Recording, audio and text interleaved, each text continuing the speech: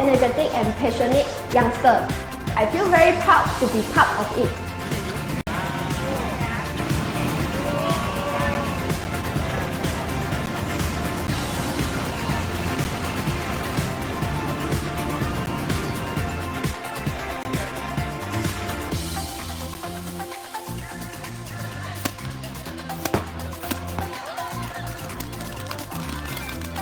The leading agency in financial planning and team building industry.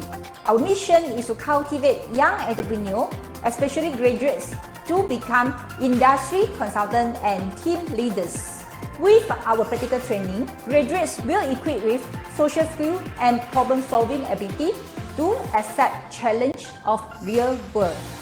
Hi everyone, I'm Casey. I'm Reddy, Recruitment and Development Manager from MGR. I'm Maggie Wong, Training Manager from MGR Project. I'm Phoebe, one of the founders of MGR Project. Join us, changing lives together. MGR! Yeah! MGR! Yeah!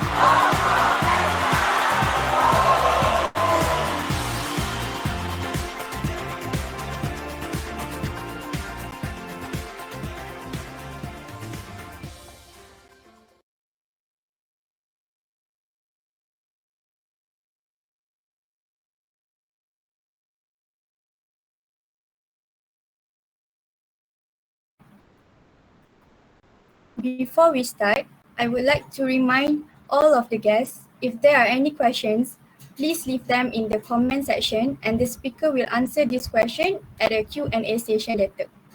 With all due respect, we invite Mr. Derek to share his knowledge with the audience.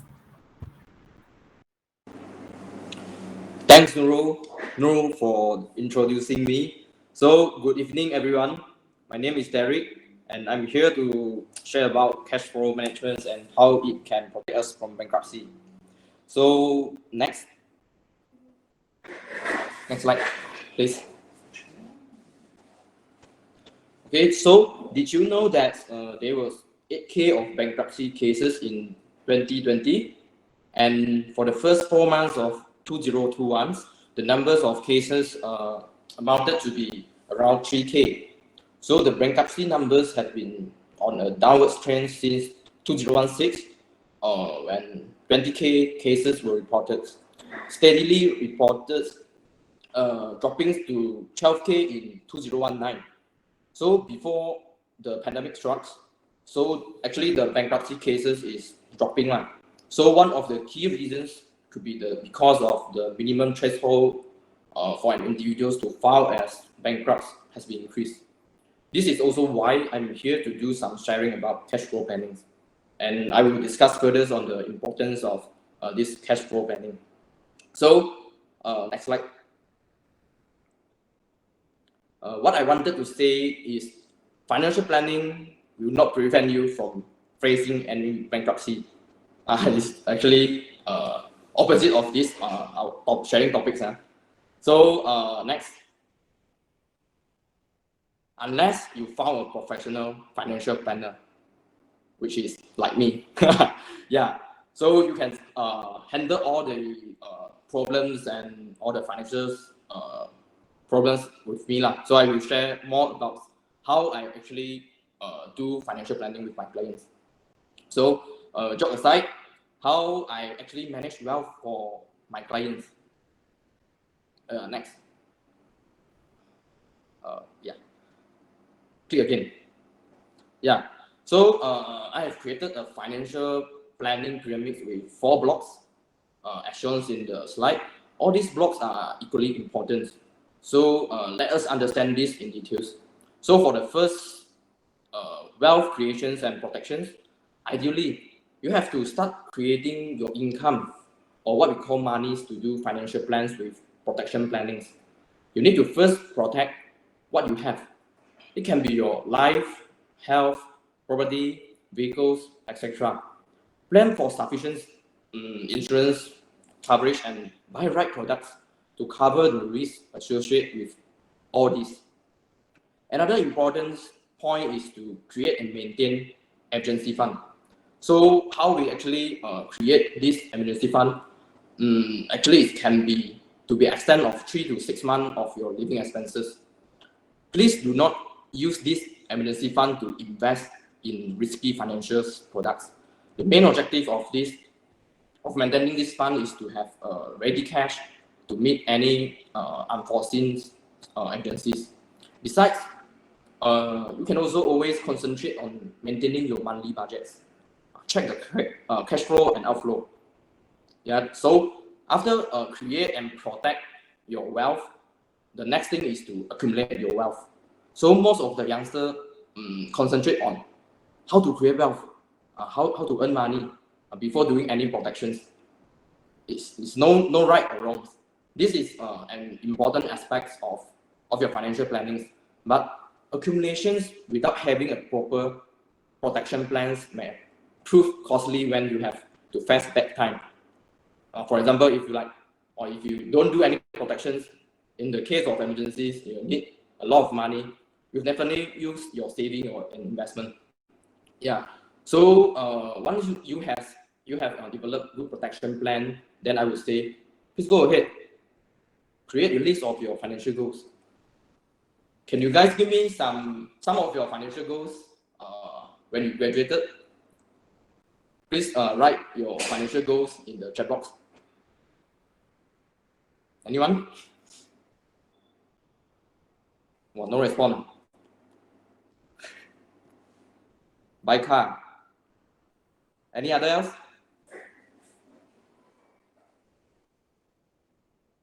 Yes, car is one of maybe financial goals. Stable income, financial free, buy house. Yeah. So these are all the examples of your financial goals. Some of the others financial goals can be creating retirement fund for kid education plan, or purchase what they say, purchase a property, invest in durian plantation, pay BDPTN. Yeah, all these are the financial goals that you are going to achieve. What I always told my client was, everyone has dreams, but a dreams without a plan is just a wish, isn't it? If we every day we can dream, I want to buy car, I want to buy a durian plantation, I want to buy property, but then we don't have any actions. At last, actually, this is just a dream, a wish.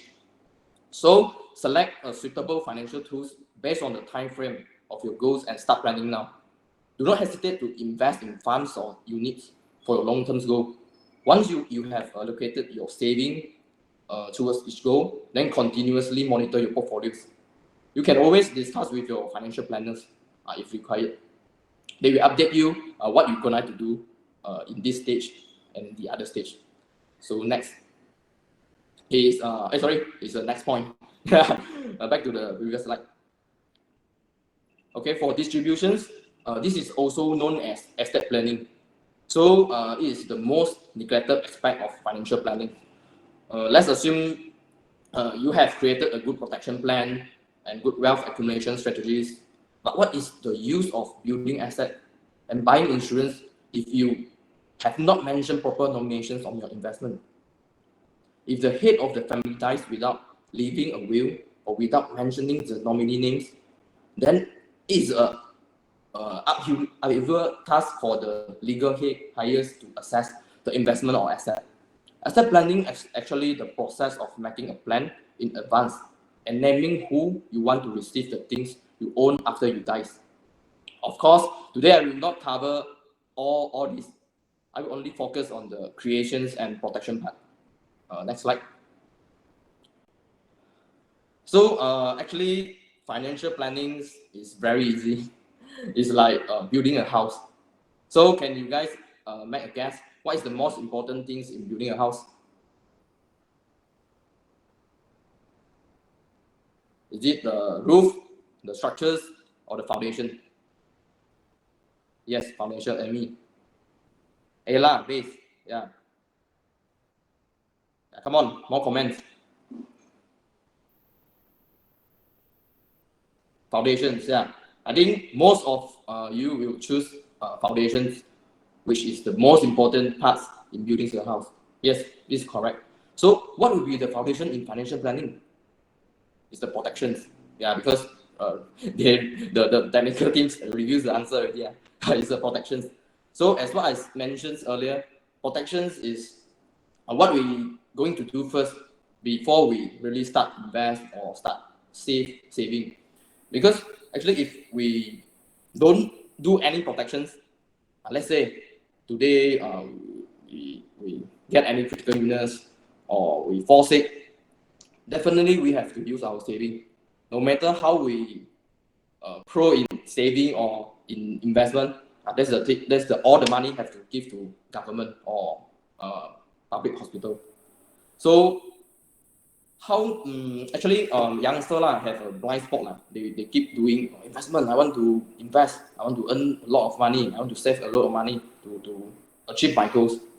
But then if a house we start with building the roof first, at last it was so easy to collapse, right? If without a strong foundations. Yeah, so maybe you guys will confuse how much are we going to use for our financial plannings. Yeah, next slide. So I usually advise my clients to follow this method lah. How I actually advise on the income allocations to do protections, saving, and investment. I would suggest these 7-3 rules. You may be wondering what is the 7-3 rules. Okay, pretend that you have a pie here, which the 70% actually stand for your needs and wants. So again, this is all about budgeting and understanding where your money is going and in an ideal personal budget portfolio. 30% is going to saving.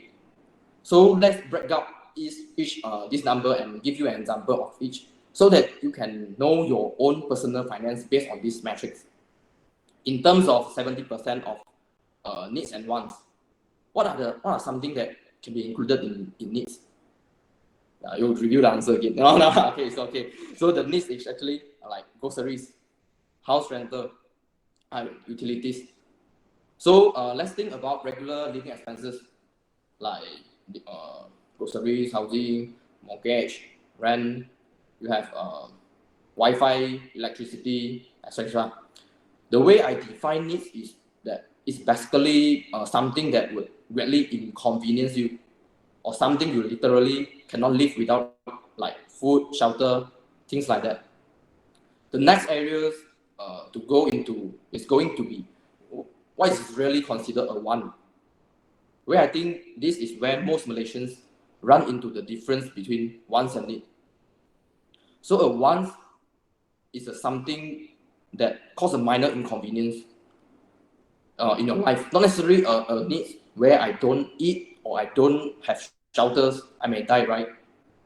A want is something like I'm willing to give a minor inconvenience, like unsubscribe Netflix, or not buying a brand new bag. Those are needs. So some of the things that would fall under this category would be things like shopping. You absolutely no need to shop for brand new clothes, but you still can survive. Second is dining out. I think this is a big one for Malaysians. A lot of people, for whatever reasons, their lifestyle are busy. It's easier to just jump in the car and grab something to eat rather than preparing the food themselves. Hobbies. I think that everyone should definitely have a hobby. That's one's the greatest joy of, whether it's gardening, collecting, video editing, whatever you want to do, whatever keeps you happy as a hobby. This definitely fall under a want, because it's not necessary to live. Again, guys, a want is a thing that you don't necessarily need, but it improves the quality of your life greatly. So let's focus on the last 30% of your income. And I know a lot of these sound basic until you actually write this down and understand where all your money is going to. Your wants can easily creep into the needs category, to where they are overflowing and you are in debt every month. No matter how you want to spend for all your needs and wants, the last 30% is what you have to save, you have to plan, you have to give to me. Yeah, this is the last 30% of your income should go to. you have to do protections, as I mentioned earlier, life insurance or medical card, critical illness planning, to transfer all your risk to insurance company. Second would be the emergency fund. As I mentioned earlier, I would consider this emergency fund as saving. What I like to do for emergency fund is around 6 to 12 months of living expenses. Let's say your needs category and a little bit of wants come out to be, let's say, 2K a month. You need to save about 12K to 24K in your emergency fund. I know that sounds like a lot of money because you are still a student, but you have to practice this from now. And last part of this 30%, I would suggest to put in wealth accumulation account. For example, retirement, which I think most Malaysians will be suffering from 20 to 30 years from now, because a lot of us not focusing on retirement saving. I know a lot of this stuff sounds like common sense, but until you actually create a monthly budget, knowing what your monthly net income is, breaking it into 7-3%, you will be surprised. Your money go for different categories. So actually, I would suggest all the youngsters or just graduate, you have to plan your wealth very well. Find a financial planners and plan your wealth. So next slide. So this is the cash flow analysis I will always do for my clients. As you can see from the slide, the monthly income can be different sources, from source 1, source 2. Let's say the expenses. So can you guys see from the analysis, is it this fellows, the financial is healthy or not? From the cash flow analysis. Yes or no? Is it healthy? If based on the 7-3 rules. No. Ella. No. Yes, actually this is not healthy. Because as you can see, 85% is actually expenses, which covers wants and needs. And it's more than the 70% as what I mentioned earlier. So what can he do to increase or to improve his financial status? Any answer, Ella? Saving? Yes. Reduce expenses? Or maybe improve income, do part-time job? Yes, these are all the alternative ways to improve the cash flow of these fellows. Yeah, so next slide. So for financial planning, so we have all kinds of financial tools in the market. So why we must use life insurance, or what are the benefits of life insurance? The reason being is because insurance money is tax-free, creditor-proof, as it is protected by Financial Servicing Act, and creditors are not allowed to make any claim of it. This can preserve the value of inheritance to loved ones. Of course, if you want to enjoy these protections, you need to ensure that your appointed nominees are trust nominees. Besides, insurance also make the distributions faster. Since insurance proceeds does not form parts of deceased estate, it can distribute it faster. There is no need for probate applications, locating or asset, and paying creditors. This can provide immediate support to our loved ones during bad times. We don't need to go those like government office to queue up and then apply for probate. We can straight away get the money. But the policy has to be a trust policy. Okay, so insurance provide leverage as it can multiply the premium you have paid towards the policy, making it ideal tools for creating inheritance to the people we care for. And insurance is the most economical, simplest, and most effective methods in financial planning. Next slide. So you guys might confuse financial planning. So what I'm going to do first? I have no idea. And what are the plannings that I should start with? You can see from the chart for individual parts. We have children's education plannings, systematic saving plannings, comprehensive medical plannings. So start with protection first. What I always advise is start with at least a medical card first. After you have done your protections, which is the foundations in financial plannings, then start with saving. Plan for your children education planning. Or after you have families, do some baby protection. How about income protection, family income protection, or family medical plannings? Or like what they say, their dreams is buy house. How if when we buy a house and then touch it, we pass away? What will happen to our house? Who is going to pay the loan? We have housing and mortgage plannings, which solve the problems. And for retirement plannings, is it EPF very sufficient for us to do our retirement life? Not really. Yeah, we have to prepare a backup fund. Retirement planning is best way to prepare our second EPF account. Okay. For business person, we also do provide MGR. We also provide staff retention scheme, key man planning, business succession planning, business debt cancellation planning, and family and corporate trust fund. So if like key man planning, you are the key man of in the corporate. What happened if I really fall down or I really pass away? Who is going to take over my job? Yeah. So we have these key man plannings which provide the funds to the shareholders. So for last part is legacy plannings. It's asset inheritance plannings. All right. So next slide. So actually, you guys might wondering because just now the moderators do introduce me, but maybe she forget to introduce me. What is my background? No, what is my background?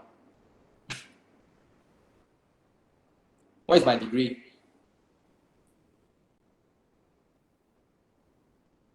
Oh, you don't have my details. Actually, I'm studying food tech and bioprocess. I'm a food science student. Right? So maybe you guys wondering why I joined insurance. It's actually totally different industry. So this actually is a franchise business with a minimum cost, and we have a renewal income.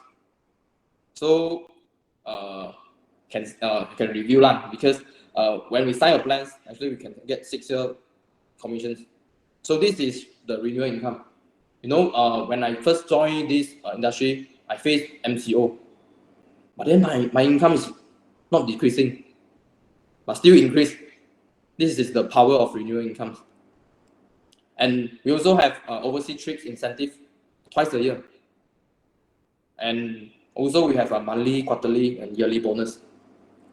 Leveling income, like different ranks from agents to managers or group managers. Of course, we have professionals training too with the CPD hours. Okay. So next slide. This is some of our events that held recently. So you can see it's full of energetics youngsters in our teams. So our income is not only maintained in this tough time, but increase because we have a renewal income, and company also launched a non-face-to-face applications, which we can meet our clients online. No need to like face-to-face or have to travel around. And we also play very hard, okay? Work 100%, but we play 200%. Yeah. So next slide. That's pretty much all I have for you guys today. I know that this may not be some earth-shattering informations, but hopefully you guys enjoy and understand the sharing session. If you have friends or family members who wants to know more about our team, please share it. I don't ask for anything in return, just that you share it to your friends. Thank you very much, everybody. Lastly, can I ask Man Cheng?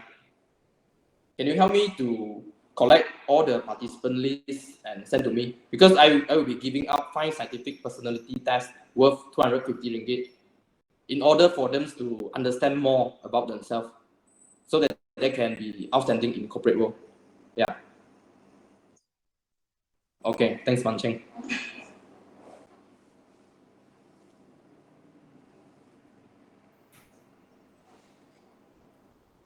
Any questions?